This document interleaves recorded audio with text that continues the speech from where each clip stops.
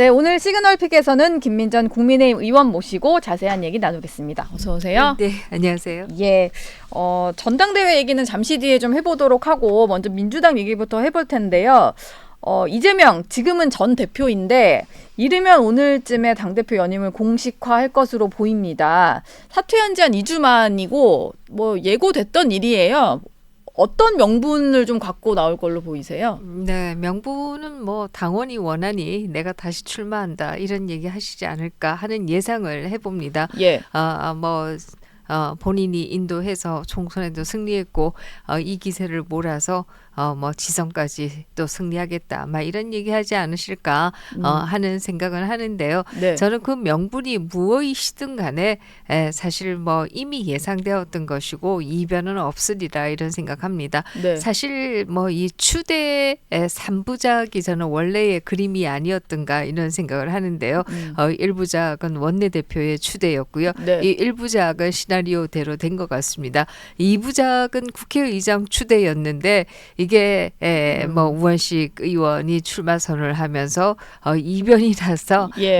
시나리오대로 가지 못한 것 같은데요. 네, 추미애 의원이 되지 못하고 네. 네. 3부작도 아마 추대와 유사한 그림을 그리고 싶어 하지 않으실까 하는 생각은 드는데요.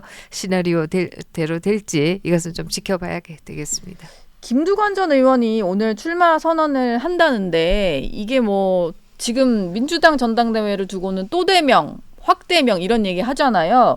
그 구도가 달라질 것 같지는 않거든요. 근데 그럼에도 불구하고 나오는 이유는 뭘까요? 네, 그렇습니다. 사실 뭐 김두관 의원님 입장에서 본다라고 하면 뭐 정치인은 어쨌든 도전하는 것이니까요. 뭐 도전해야 된다는 생각도 할 수 있을 것이고요. 예. 또 다른 한편에 있어서는 이재명 대표의 이제 재판이 이제 뭐 이번 가을이 되면 속속 나올 것이다 이런 예상들이 있기 때문에 이에 대해서도 미리 도전하는 모습을 보이는 것이 좋을 것이다 이런 생각도 하실 수 있지 않을까 싶은데요. 네. 그럼에도 끝까지 갈 수 있을지 아니면 정말 중간에서 또 뭐 취소나 아니면은 포기를 하시게 될지 이것은 우리가 좀 지켜봐야 되지 않을까 하는 생각을 합니다.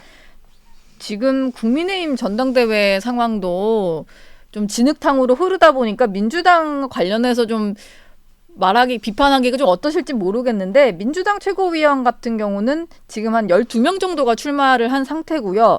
아무래도 이재명 대표 연임이 좀 확실시 되다 보니까 출마 선언을 하면서 다 이재명 대표 지키겠다. 뭐 수석 대변인이다. 뭐 이런 얘기를 많이 하는 것 같아요. 특히 어제 전현희 의원도 이제 수석 변호인을 자청을 했더라고요. 지금 이렇게 흐르는 구도는 좀 어떻게 보세요? 네, 그렇습니다. 뭐 민주당의 경우에는 제가 추대 3부작이라는 말씀도 드렸지만 뭐 또 아버지 이재명이라고 하시는 분도 있을 정도로 민주당 내에서 이재명 대표의 입지가 확고하다 보니까 결국 최고위원도 거의 친자 테스트로 가는 게 아닌가 네. 이런 생각을 할 정도로 누가 이재명 대표에게 더 필요한 사람인가 아마 이것을 호소하는 쪽으로 가지 않겠는가 이런 생각을 하게 되고요. 네. 전현희 의원이 수석 변호인이다라고 들고 나온 것도 아마 지금 가장 필요한 것이 그것이다라고 생각하기 때문에 네. 그 부분을 들고 나오지 않았을까 이런 생각을 하게 되는데요. 사실 참 아이러니가 있습니다. 국민의힘을 향해서 검사당이다 뭐 이런 식으로 비난을 하지만 실제로 본다라고 하면 22대 국회에서 약 60명이 법조인인데요. 그 가운데 40명이 민주당이고 네. 국민의힘 출신은 약 20명 정도밖에 안 됩니다. 그래서 법조인 당은 사실은 민주당이다 이렇게 예. 얘기 드릴 수 있어요. 검사 출신도 꽤 있으신 것 같고 네, 특히 그렇습니다. 법사위에도 있고 어쨌든 민주당의 이재명 물론 이게 뭐 김두관 후보가 나온다고 하니까 뭐 이재명 대표가 될 거다라고 뭐 지금 확정적으로 말하기는 그렇지만 아무래도 가능성이 높으니까 이재명 2기 지도부가 꾸려진다면은 더 강성일 것 같아요. 정말 친명 일생이고.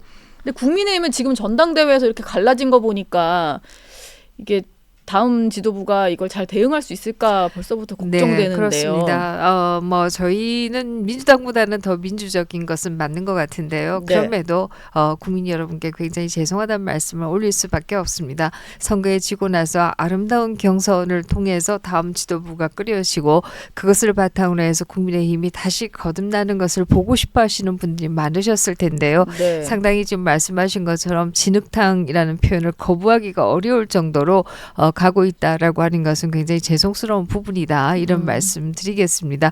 그러나 그럼에도 추대냐 아니냐를 논의하는 쪽보다는 그래도 약간은 나은 거 아니겠는가 이런 말씀 올리겠습니다.